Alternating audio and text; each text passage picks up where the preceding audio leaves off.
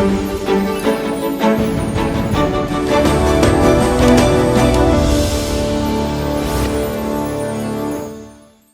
are you? Good to see you. Very good, thank you. Good to see you too. So this is an audience that, they've been watching session after session. So guys, we really appreciate firstly you all sitting and watching us, listening to your favorite actors. Thank you so much and thank you for coming. Thank you for having me. Right. So, this is, first question is, have we reached a point in this industry, I just asked this question to Rakul Preet, who was sitting exactly here, where good roles are written for women? We have definitely advanced from where we were, I'd say 10 years ago when I debuted. And I feel like they were few and far apart at that time. But definitely along the way, I've seen way meatier roles written for women. And I think that OTT has given us a lot more to play with in that department. And I think that's been one of the biggest changes. Right. Because there's so much more for actors in general to do. Men and women apart, but actors. As an actor, there's so much more you can do in the long format. Right. And that's something that I only just experienced. Right. Yeah, I know. Which was and great. Do you enjoy long format because, your character, people get to know, people get deep into it? I did. You did? It was an incredible experience, actually. And I don't know why it took me so long to get here, but yeah, this was my debut. Like, you're talking about Do You Want a Partner? Yes. Yes. With Do You Want a Partner? It was such a fun show and I thoroughly enjoyed it. I know we did an interview at that time also. When they came to you, is your co-actor who's going to be with you and who you are going to partner with, how important was that part? You mean who the person is going to be? Yeah. Or it definitely is important because I think that it just makes the process so much easier when you connect with somebody naturally and it's not an effort. And that's what happened with Tamanna and me. We just hit it off without having to try very hard. And those are always the best because then you know that it's just going to be smooth sailing. And we had so many scenes together. In fact, we were shooting together every single day for 50 days, back to back. And when you have a schedule like that, you can only pretend and act that much, to get along and all of that.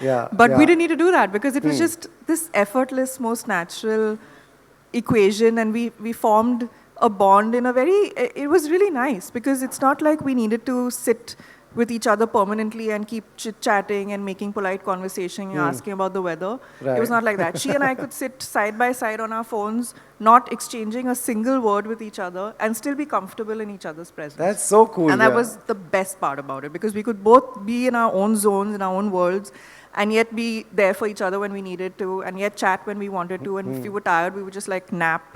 Like I would nap in the chair and and then she'd be waking me up and be like, okay, time for the shot. So it was just this most comfortable equation. And I think that really, really works well for any project because then you know that the other person's got your back without really having to, it's just effortless. Right. A lot of girls also in the crowd. What makes these female friendships so special and how easy it is to find that one female friend who you can be exactly like that with, like you were with Tammy? I feel like as you get older, it's more and more difficult to find that, I feel. Because you're not, everybody's so set in their lives already that they're not going out there looking for friends, right? And you've got your work, you've got family, you've got so much going on already that I feel it gets more difficult later on in life. But those few people that you connect with instantly, that's, that you've hit the jackpot and those are friends to keep, because I feel like along the way, when you find those few people, it's really hard to nurture those equations and make sure that you give them your all because those are the important ones. So true, guys. You all are in one of the best phases of life where you all are in college, meeting new people. Every year there's a new batch, new set of people. For people like her and me who have crossed college and not in college anymore, what she's saying is right. It's like a pyramid, when you're young, you have friends you can make in your colony, building, everywhere you shift, then school, college, and then it becomes tougher and tougher. Absolutely right. In fact, my college friends are the ones that have stuck by me through thick. I'm still friends with my college friends. Oh, really? Okay. Yeah, so I feel like those are the most special friendships because when you're in school, of course, there are those few people that, and I have one or two school friends are still my very, very close friends. But mostly my friends today are my college friends. Okay. Because I also feel like you're a little older, you've matured as a person, you've come into your own when you're in college. So you know what works for you, what doesn't work for you. You know the people that you want to hang out with. And you know those equations, I feel like, because they're more adult equations, they kind of last longer. Right. So, and I also think, you guys are a great time in life right now. So, make the most of your friendships. Right. And these are the ones that are going to stick around. Absolutely. Guys, you all are in college. How many of you still have school friends? Raise your hand. Wow, Oh, wow. that's a big number. You all still We'll check with you again in 10 years. Right. So where did you do your college? Was in College was in Bombay, St. Xavier's. College was in Bombay only, St. Xavier. So that's really what she said totally struck with me, that as you go up, that will reduce. At a workplace, like say, do you want a partner set? What all, just explain to this audience, there are students who are doing media and some of you filmmaking, I hope some of you become filmmakers. I did mass media as well. You did mass media as well? I did a bachelor of mass media. Why didn't you want to become a journalist? I specialize in advertising, not in journalism. Okay. I was going the whole marketing route. And I planned to start, after college I got my degree, and then I planned to, I remember there was this university so long ago, but that I wanted to apply to in Boston somewhere for a master's in global marketing communications and advertising. And then modeling happened suddenly along the way, out of the blue, and those plans kind of just got cancelled. Well done. No, good. Glad that they got cancelled. And I'm on the other side of it. Absolutely. Of advertising. Yesterday, Mahima Chaudhary was here sitting and chatting with me about when she was what she was telling me is, when they started, there was no other female person on the set apart from her hairdresser. That's it. Everyone was a male crew member on the set. Today, I just explained to an audience, what is it like? What is a set like? Is it 50-50? Is it a good mix? So when I debuted, and of course along the way, even now, I didn't have that. I mean, there were always women on set, and thank God for that, because it's a comfort as well 100%. To a certain extent. So a lot of the hair and makeup team, your styling team, mostly are women. I can't imagine a set without women on it, because I just feel like women bring something to the to a set. I don't know what it is. Like I said, I think it's maybe just comfort. Right. And of course, they're great at what they do. But that apart, like for an actor, and I've still to work with a woman director. That's not happening. You had to work with a woman director? Yeah. How has that not happened? That has not happened. I'm just thinking about it. No, that's not happened. But it would be really something to look forward to. If they are listening, what are the names that come to your mind? Zoya Akhtar. Everybody's Akhtar. tops everybody's wish list. Yeah.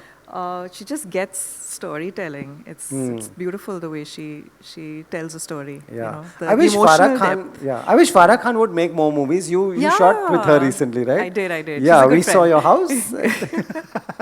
Yeah, what a lovely house, guys. You all should go and see that episode on YouTube. How many of you watch Farah Khan's YouTube? Everybody. Okay. Wow. You have seen a house? Right. Good. So please go and see. That's a very, very big house. You got a lot of feedback for that? I did. Yeah, I was not expecting it, but I did. But it's a fun show. Farah does these really fun segments, and it was great. It's amazing to learn from someone like Farah, that, someone who was a legit A-list top filmmaker in Bollywood suddenly has transitioned and is now a happy YouTuber going to people's homes. And she's so good at it. She's so good at it. And it just comes naturally to her. And I feel like the spontaneity and, just the sense of humor, and she's made for it, Yeah. So And there's Dilip, who comes along. Dilip came speaking English that day. He learned, apparently he did some tutorials. I don't know, Farah did this whole thing, was you're going to Diana's house, you better learn how to speak English. I was like, why? We can just converse in Hindi. No, it'll be fun. So yeah, that was. What did he say? Fun. Do you remember? I think he just said, he said one line. Through the whole show, he was like, Ma'am, you're beautiful. Ma'am, you're beautiful. Ma'am, you're beautiful. Right. There's something to learn from Farah. Top choreographer also, then filmmaker, and now absolutely is content with what she's doing. What do you learn from someone like Farah who's been in the industry? Everybody knows her. The newer audience also knows her. What is there to learn from women like that? For me, just to see that she's happy doing what she's doing, I think when you come to that stage where you realize what makes you happy, what you're good at, that's where you stop and you're like, okay, this is what I was meant to do, and she's also, I mean, like you said, just the most brilliant choreographer. Like the top of the top hits are hers. So I think Farah's in that place where she's doing what makes her happy, and I think that's the biggest life lesson. That you need to be happy doing what you're doing. 100%. Would you be open to a transition like that, completely different? I've realized never say no to anything. If you'd asked me this like 5 years ago, I'd be like, no, I want to continue doing what I'm doing, and all this big yarn. But I've realized that when when opportunities knock at your door, it's just so important to take them, to grab them, because you never know what that can then lead to later. You might not have thought it through at that moment. Right. But unless you try your hand at different things, and this is something my father taught me when I was very, very young. I mean, he's no more, but this is the one thing that I remember he told me when I was still in college. And I think there was a film audition, or I can't remember what it was. And I remember thinking, no, how will I do films? And I'm not, I was very shy, and I never thought about doing a film ever in my life. And my dad told me, but if you don't give it a shot, and if you don't try it once, how can you make that decision and be so sure that it's not something you want to do? And that was great advice, because honestly, here I am doing films that many years later, not realizing until I actually went through the process, did a couple of films to realize how happy this really actually makes me, and how much I want to do it more and more and more and do better at it. And that's when I realized that, okay, this was meant to be, this is where I'm meant to be. How nice. As rebellious as we all like to be, parents give the best advice. They always do. They always do. I know I asked you this before also when we were doing the interview for Do You Want a Partner? Why did you jump late to the OTT bandwagon? Do you jump late because Netflix and Amazon and all these have been around for quite some time? Were you waiting for that right offer, or other offers generally less and competition is a lot more? For me, it always has to feel right. Yeah.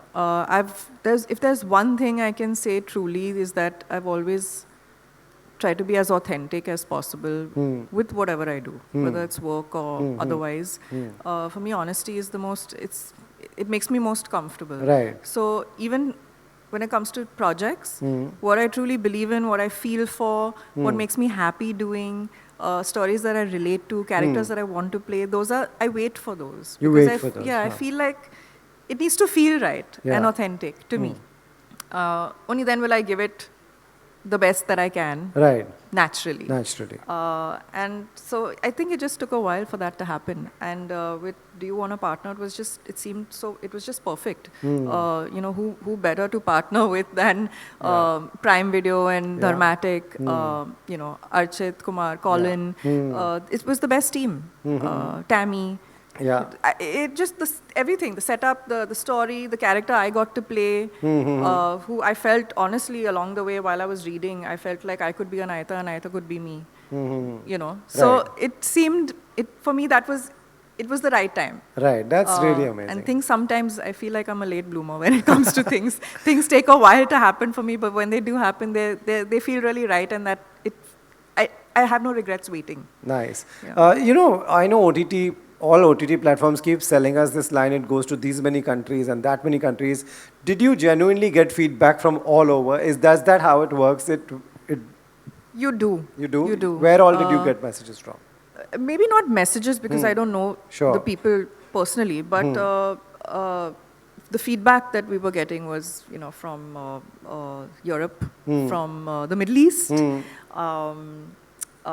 even from Australia. I actually do have friends in Australia and New Zealand, and they had watched it. I have a friend in Germany who had watched it. That's the fun part. So it really is fun, because suddenly your audience has been open.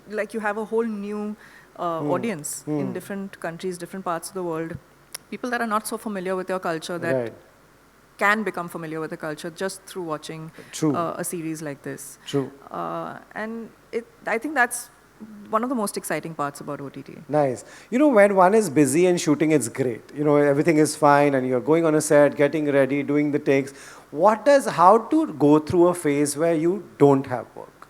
I think use that, sometimes it's great to use that to your advantage and just detach and detox and Take up and something take else. a, I mean a hobby, read, catch up on your, I can't, for some reason I just can't get myself to read when I'm working. Right. Because I feel like it interferes with, it's a silly thing, but you Yeah, know, when I yeah. have a script, I want to focus only on the script and I don't want any reading material to come in the way of it.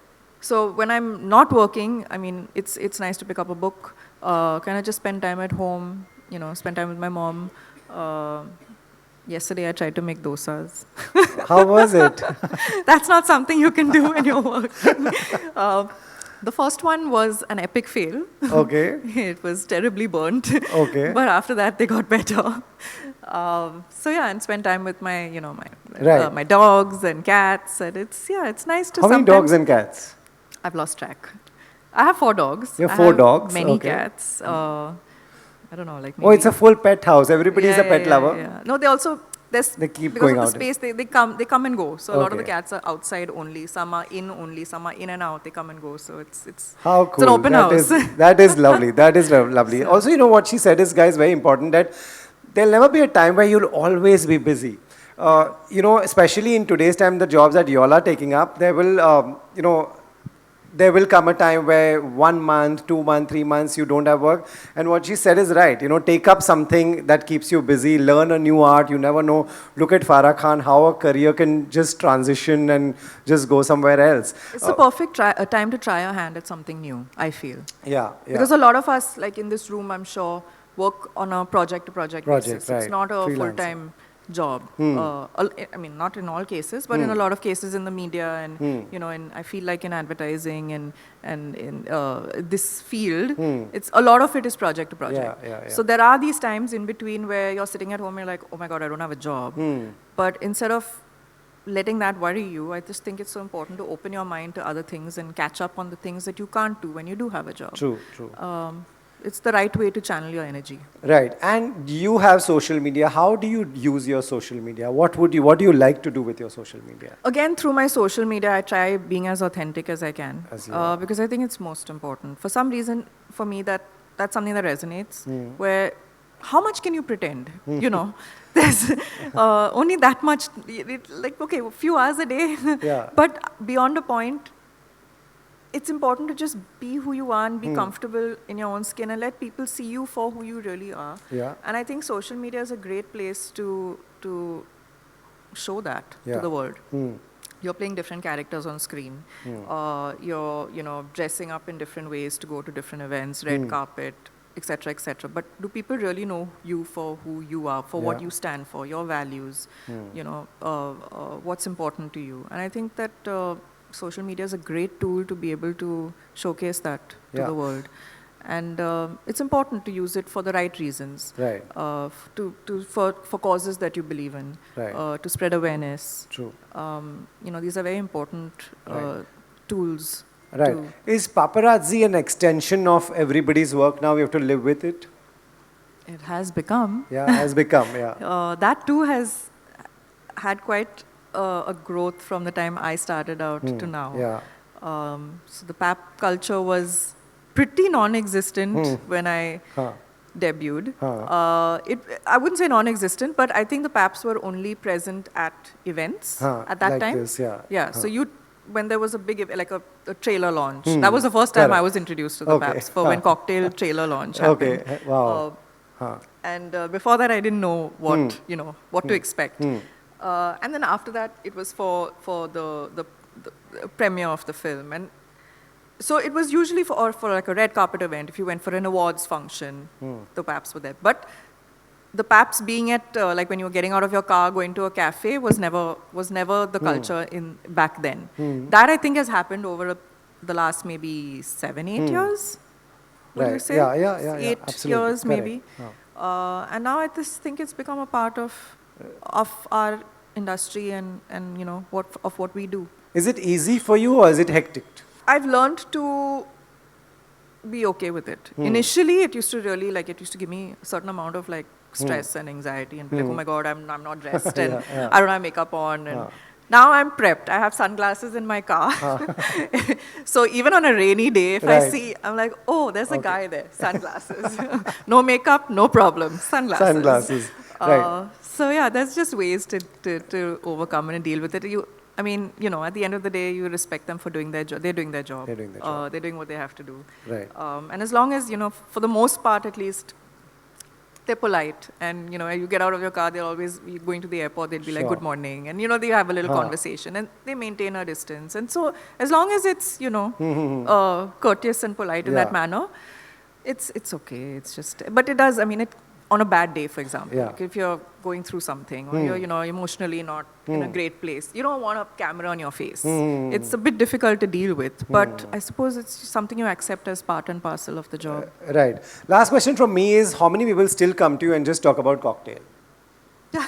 A lot. A lot of people. A lot, yeah. It's definitely one of those special films. And I think the song is what really, became very popular and people loved it. And I think it's one of those songs that even 10 years later is still a hit. Yeah. So lots to be grateful for. Right. We'll take 2 audience questions. Guys, raise your hand if any. Yeah, can we get her a mic? Her and the girl in the front row. Yeah.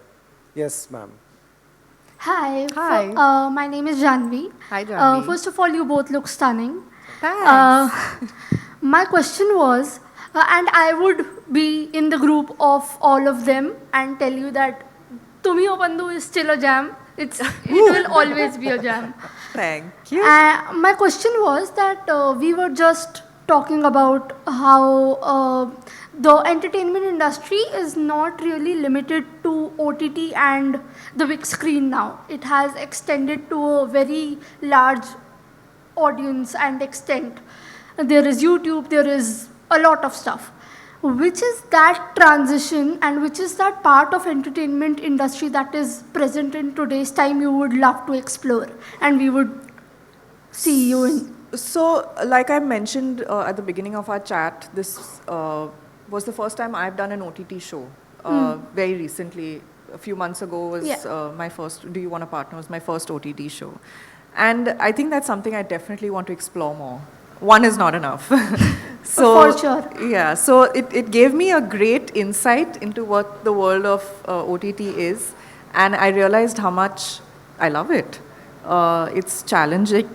It just gives you, as an actor, gives you so much more to do. You have not such a limited time period to tell a story, right? It's a great way to really tell a story, to get into the depths of a character, with nuances and with the graph and so it gives, as an actor, it gives you the ability to sink your teeth into a character, and that really excited me.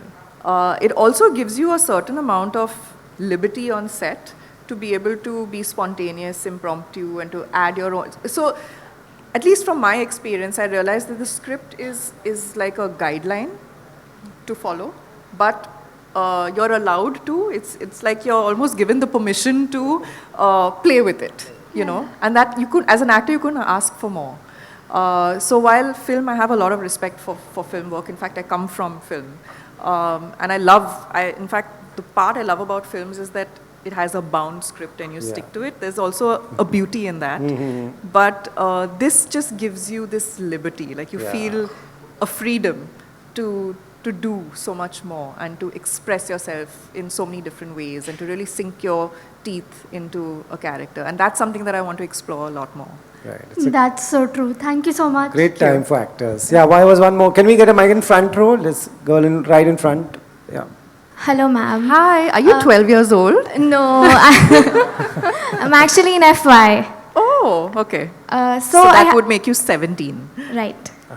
So you've been a model and you've worked in Cocktail. You started with Cocktail, and we really loved you watching there. Thank you. So there has been this stereotype that models can't act. I'm scared to ask you what you think. So have you faced anything like this before? And if you did, how did you break that perception? The only way to break the perception is to give it your best shot at whatever you're given the opportunity to do, in terms of playing parts, so that people can see you on screen and decide for themselves whether they agree with models can't act or not. So I think your work speaks for itself, always does. True. And You know, there have been, there have been models before her also. There's been, people came from pageants, Aishwarya and Shushmita, and so many of them, they could act wonderfully, a lot of them, and there were some who could not. So I think it's very unfair to this line is very unfair. I think Yeah, that it's models very can't act is stereo. such a typical line, but I get what you're saying, that Yeah. do looks come first, and people always do you have to prove a lot more, because your people will first see how good looking you are. it is possible, and I suppose you can't blame people sometimes, because like you said, it's just such a blanket stereotype that people are going into it only thinking, oh, she's a model, she can't act. Somewhere you feel bad and you're just like, okay, it's not really your fault, but I will prove to you that I can do Correct. it. Give me the audition. Yeah. I will audition and I will and Right. prove to you. If it's a good enough film and a respectable filmmaker, I'm very happy to do an audition. Yeah. I have no qualms about Yeah. it. I'm like, if I want the part enough, I will prove to you, because in fact it's good for the makers to know what they're getting into as well, right? It's unless not until and unless, but you don't want to be in a position where somebody has decided to cast you for a role and then they have second thoughts and like, Right. oh, True, can true, she really do it? So it's better sometimes for the bigger stuff to do the audition, so they know what they're getting into, you know what you're getting into, and everyone's on the same page, and they're like, okay, we see something in you and you can play this part. Right. So I feel, of course, as you go along and you work more and more and more, your work speaks for itself, and Right. your work is like your show reel. So people can watch certain scenes from certain films and say, oh, she can do this also, and she can play this part as well, and is good in drama and is good in. So Yeah. then you kind of get a show reel for yourself, and you can prove that you can act, I suppose. Right. Of course. Thank you. But yeah, your work, Thank you so work is much. most important. Thank you for your question. Thank you for your question. Thank you so much. Had a Thank lovely you. conversation, guys.